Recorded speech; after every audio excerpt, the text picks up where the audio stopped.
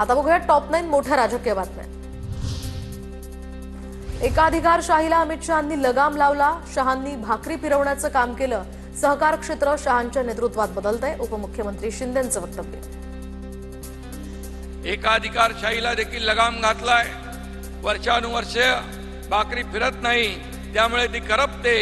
ही भाकरी फिरवण्याचं काम देखील अमित भाईंनी उत्कृष्टरित्या केलंय, त्याबद्दल देखील त्यांना धन्यवाद।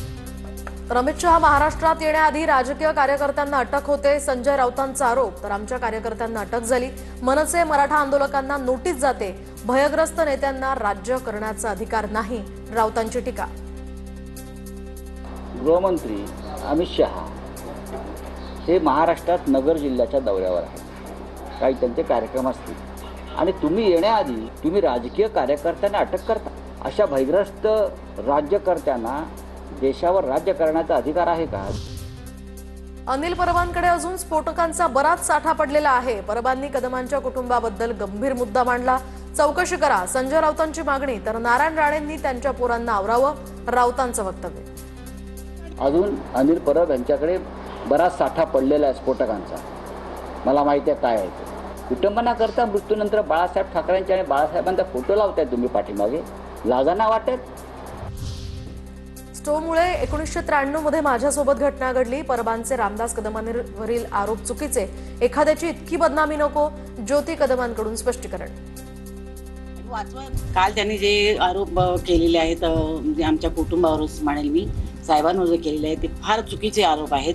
1993ला जे माझं ऍक्सिडेंट झालं ते स्टोनी झालेलं आहे। मुंबई पालिका अधिकारी मारहाण प्रकरणी अनिल परबांवर निरोप निश्चिती, त्या ठिकाणी आरोप निश्चिती झाली आहे। अनिल परब यांच्यासह 10 जणांवर विशेष खासदार आणि आमदार न्यायालयाकडून आरोप निश्चित। संजय राऊतांच्या नातवाच्या नामकरण सोहळ्याला राज ठाकरे आणि उद्धव ठाकरे एकत्र। राज ठाकरे आणि उद्धव ठाकरेंमधील जवळीक वाढत असल्याची ही चर्चा। एकीकडे युतीचं भाष्य, दुसरीकडे भाजपची स्वबळाची भाषा। भाजपनं कार्यकर्त्यांच्या भवितव्यासाठी युती करावी, अन्यथा कार्यकर्ते मरतील, मंत्री गुलाबराव पाटलांचं वक्तव्य। भाजपवाल्यांना मी ते सांगतो, बाबा हो, तुम्ही आता युती करा। तुम्ही आता जेडपीमध्ये अल्लगल्लाची जी वारी करताय हे करू नका, कार्यकर्ते भरून जातील याच्यामध्ये।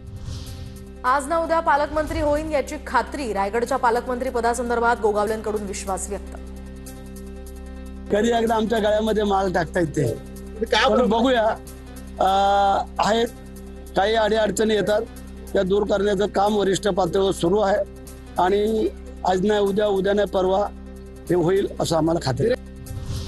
नाशिकच्या पालकमंत्री पदाचा वाद अमित शहांसमोर मांडला का? दादा भुसेंना प्रश्न, तर नाशिक पालकमंत्री पदाचा वाद आता ट्रम्प यांच्याकडे न्यावा लागेल, भुसेंचं मिश्किल उत्तर।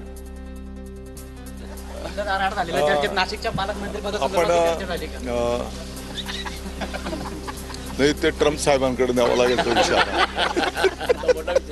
अरे काय रे बाबा।